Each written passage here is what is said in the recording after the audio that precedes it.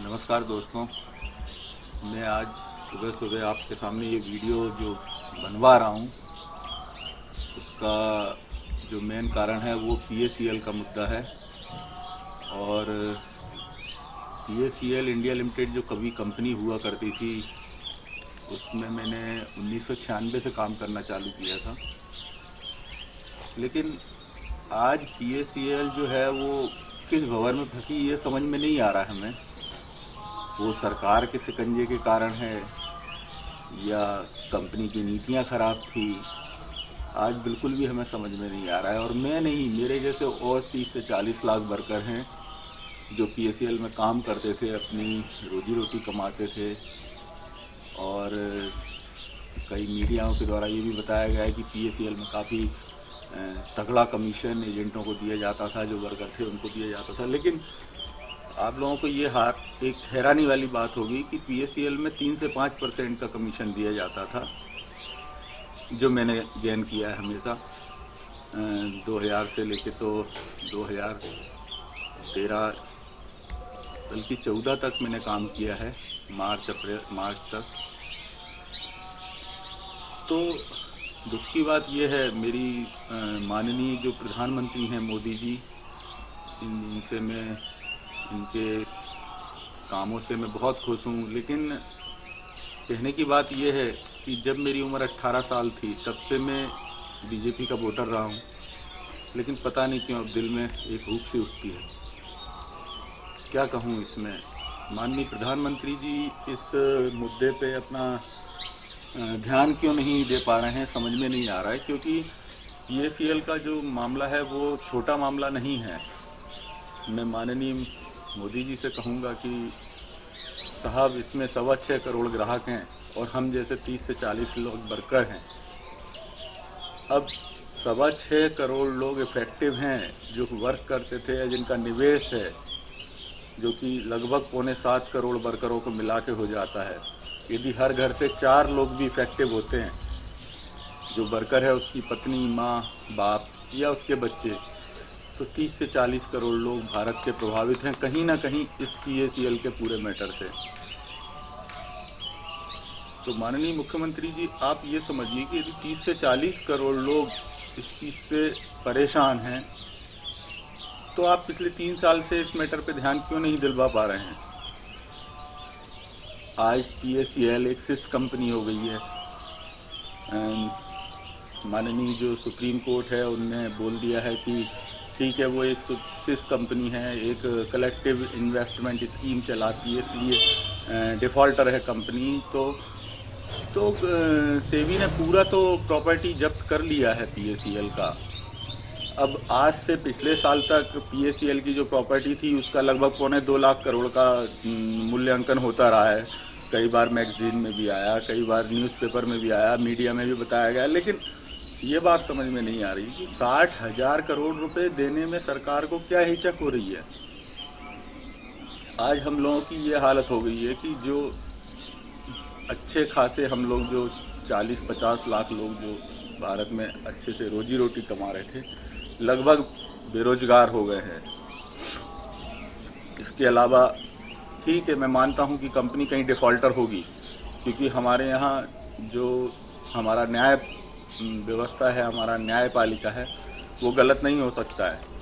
लेकिन मैं आम जनता से भी पूछूंगा कि जब 1996 में जब पीएसीएल के ऊपर केस चला था, तो राजस्थान हाई कोर्ट से पीएसीएल एक रियल एस्टेट कंपनी घोषित हुई थी।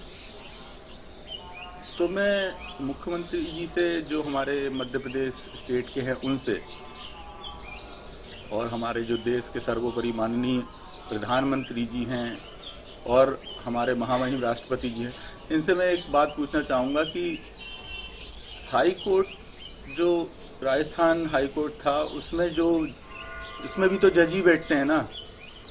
तो जब उन्होंने कंपनी को क्लीन चिट दी थी, उसके बाद हम लोगों ने वहाँ काम करना चालू किया है कि नहीं, हमारा जो माननीय न्यायालय है वो जब बोल रहा है कि कंपनी एकदम पाक साफ है, इसमें हम काम कर सकते हैं, उसके बाद हमने काम चालू किया। तो आज लगभग 20 साल बाद हम इस दोराहे पे पहुँचे हैं तो क्या उसका जिम्मेदार हमारा न्यायालय है या आपसी जो राजनीतिक पार्टियां हैं वो जैसे कांग्रेस या बीजेपी में किसी को दोषी नहीं ठहराऊंगा, लेकिन मुझे एक बात समझ में नहीं आई कि 2014 में जब चुनाव संपन्न हो रहे थे उसके 3 महीने पहले ही सहारा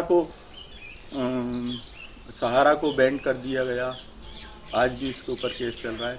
और जैसे ही 18 अप्रैल 2014 में जब बीजेपी की गवर्नमेंट आई तो उसके अगले ही 3 महीने बाद PACL को पूरी तरीके से बैंड कर दिया गया।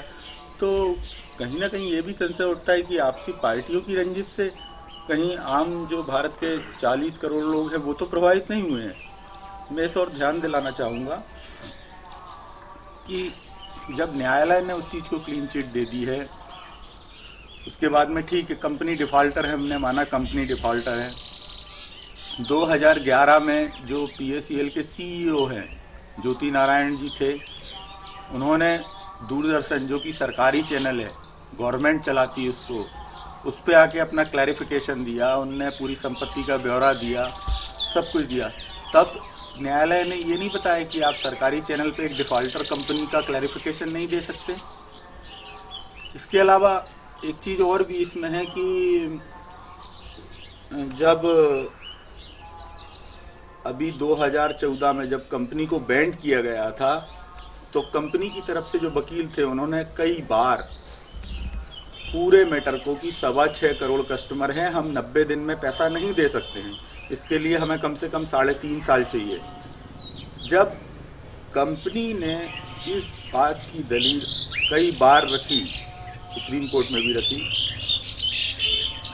तो मैं माननीय न्यायालय को बताना चाहता हूं कि कंपनी की इस बात को नहीं माना गया। ठीक है, उनके कुछ फॉल्ट रहे होंगे, लेकिन मैं गवर्नमेंट से ये पूछूंगा कि लगभग 2014 से ये 3 साल तो वैसे ही गुजर गए हैं, एक पैसा, एक फुट्टी कौड़ी किसी ग्राहक को नहीं मिली है, जिसके कारण हर ग्राहक, हर एजेंट, पूरा एजेंट बहुत परेशान है। कोई भी कस्टमर आके जो एजेंट्स हैं उनके घर पे उनकी माँ बहन की गालियाँ दे के उनका खाना पीना हराम करके रखा है। एक मैं ही हूँ, आप मेरे को देखिए, मैं 2015 तक एक पावर लिफ्टिंग का खिलाड़ी था। 2016 जनवरी में जो national power lifting tournament Tamil Nadu में हुआ था उसमें मैंने गोल्ड मेडल लिया है। मैं पिछले 12 साल से पावर लिफ्टिंग में मेहनत कर रहा हूँ। मैं अपने पावर लिफ्टर भाइयों को शायद जाना पहचाना सा लगूंगा कि कहीं देखा है। भारत में कम से कम ज़्यादा नहीं तो 15 से 20 हज़ार अच्छे पावर लिफ्टर हैं। उनमें से मैं गोल्ड मेडलिस्ट रहा था 2016 में, लेकिन पिछले 1 साल से मैं अपनी प्रैक्टिस छोड़ के बैठा हुआ हूँ। उसका सिर्फ मेन कारण है कि ना तो मेरे पास कोई कमाई है, ना आमदनी है, जो कि आज के इस मेरी कंपनी का, जो भी जिस कंपनी में मैं काम करता था उस कंपनी की परेशानियां या उस कंपनी के बैंड होने की वजह से मैं टोटली टूट चुका हूं। और इसके अलावा एक पावर लिफ्टर की जो शारीरिक हुष्ट पुष्ट जो होती है, शारीरिक स्वास्थ्य जो होता है, वो जो आम जो हमारे ग्राहक हैं वो नहीं देख पाते हैं कि आपको तो हमारे इतने पैसे डुबाने का कोई गम ही नहीं है, आप तो दिन ब दिन और फूलते जा रहा हो। तो इस सभी परेशानियों की वजह से मैंने अपना पावर लिफ्टिंग कैरियर भी छोड़ दिया है। जबकि 2016 में फरवरी में मुझे एशिया खेलने के लिए मैं लिस्टेड हुआ था। आप चाहे तो चेक करवा सकते हैं, इंडियन पावर लिफ्टिंग फेडरेशन की जो वेबसाइट है उस पर आप चेक करवा सकते हैं कि तमिलनाडु में 93 किलो भार में जो गोल्ड मेडलिस्ट था वो कौन था। उसमें मैं उमराव सिंह राजपूत मेरा नाम है, आप चाहे तो उसको सर्च करवा सकते हैं। और मैं भोपाल से, जो भोपाल की जो कस्टमर सर्विस सेंटर था PACL का, वहाँ से काम करता हूँ। लेकिन आज इतने दुखी हैं। एक बात समझ में और नहीं आता, 2011 में जब कंपनी ने अपना एक चैनल चालू किया था, P7 न्यूज़ के नाम से चैनल चालू किया था, जिसमें स्वयं राजनाथ सिंह जी शॉल ओढ़ने गए थे, उसके फोटोग्राफ्स, वीडियो क्लिपिंग सब हम लोगों के पास में। तो एक बात समझ में नहीं आता, आज BJP पार्टी फिर मदद क्यों नहीं कर रही है? जब स्वयं राजनाथ सिंह वहाँ पहुँचे थे, शॉल ओढ़ के आए हैं, आप श्रीफल लेके आए हैं और आपने चैनल को काफ़ी सराहा है, तो फिर आज कंपनी और उसके जो उत्पाद हैं, वो जो दूसरी कंपनी की अदर जो सहयोगी कंपनियां हैं, जैसे P7 न्यूज़ भी एक एंटरटेनमेंट पल्स एंटरटेनमेंट के नाम से एक कंपनी थी जिसके अंदर में PS7 न्यूज़ आता था, तो आपने वहाँ शाल उड़ा, तब वो आपको नहीं लगी कि ये डिफ़ॉल्टेड कंपनी का पार्ट है? मैं इन सब बातों को अपने दुख के साथ कहूँगा। माननीय वित्त मंत्री जी हैं जो अरुण जेटली जी, अभी हमने धरना दिया था दिल्ली में 2 अगस्त को, तो उसमें वित्त मंत्री जी ने हमें हौसला दिया था कि आप परेशान मत होइए, आपका 2 महीने में हम कुछ ना कुछ कर देंगे, जल्दी से जल्दी आपका निपटान होगा। लेकिन 2 महीने क्या 6 महीने गुजर गए हैं, कोई रिस्पॉन्स नहीं, कोई कुछ नहीं। तो मैं माननीय वित्त मंत्री जी से भी पूछूंगा कि साहब, आप भी शायद बीजेपी में आने के पहले PACL के वकील रहे थे, तो मेरा आपसे करवद्ध निवेदन है कि आप इन सब चीज़ों को देखें कि जब आप जैसे ज्ञानी पढ़े लिखे लोग जब PACL के लिए काम कर चुके हैं, तो हम तो इतने ज्ञानी नहीं हैं, तो हम लोगों ने काम कर लिया, तो उसकी आज सजा इतनी क्यों हमें क्यों मिल रही है? मैं माननीय मोदी जी से कहूँगा, हमारे जो सर्वेसर्वा प्रधानमंत्री हैं, कि वो इस मैटर में थोड़ा सा अपना रुख थोड़ा ठीक करें, तो इस काम को थोड़ा जल्दी मिलेगा, ये काम थोड़ा जल्दी होगा। अभी पंजाब में मोदी जी की जो रैली हुई थी, वहाँ हमारे कुछ AISO के जो हम लोगों का जो एक संगठन है जो ग्राहकों का पैसा दिलवाने के लिए सतत प्रयत्नशील है, तो मैं ये बोलूँगा वहाँ पे सिर्फ यही पूछने गए थे AISO के संगठन के लोग कि माननीय हमारी तरफ भी ध्यान करिए।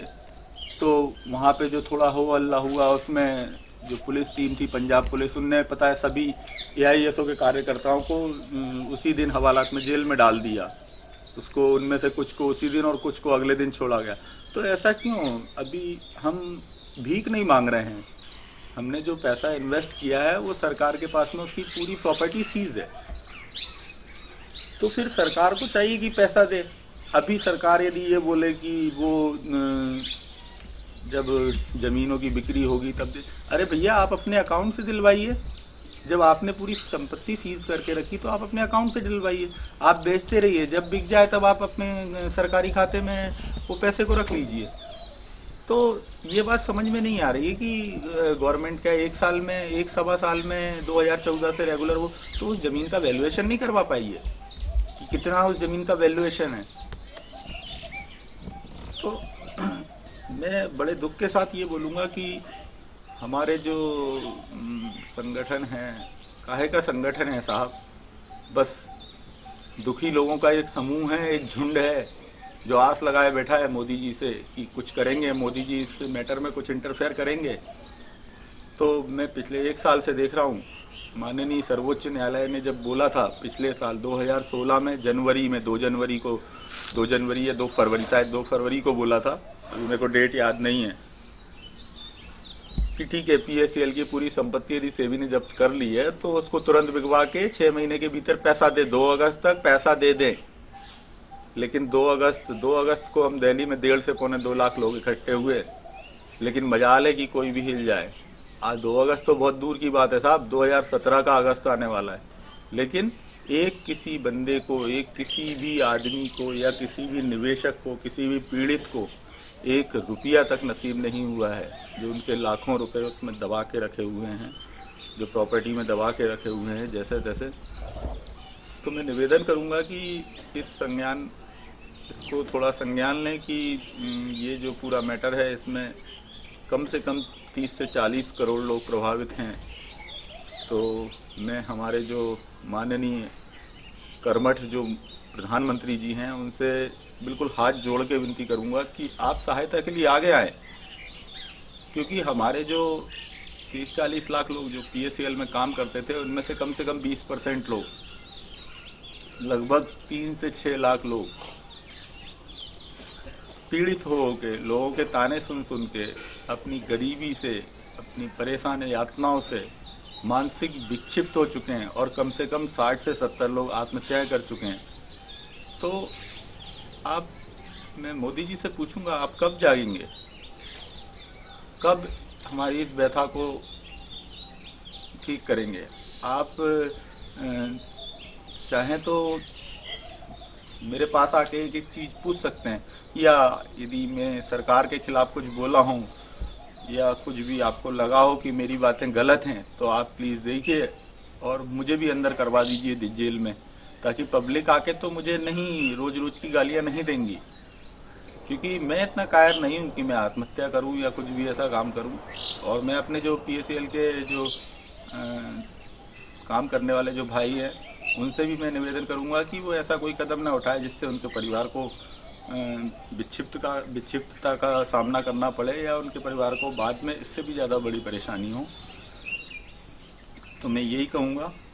और माननीय मुख्यमंत्री जी और हमारे जो न्यायमूर्ति, पूर्व न्यायमूर्ति श्री जस्टिस लोढ़ा जी, उनसे भी कहूँगा कि आप जो सुप्रीम कोर्ट ने आपको जो कमान सौंपी है उसे थोड़ा तेज़ी लेके आए, नहीं तो बहुत परिवार मिट जाएंगे साहब। आपके इस धीमे रवैये के कारण बहुत परिवार मिट जाएंगे।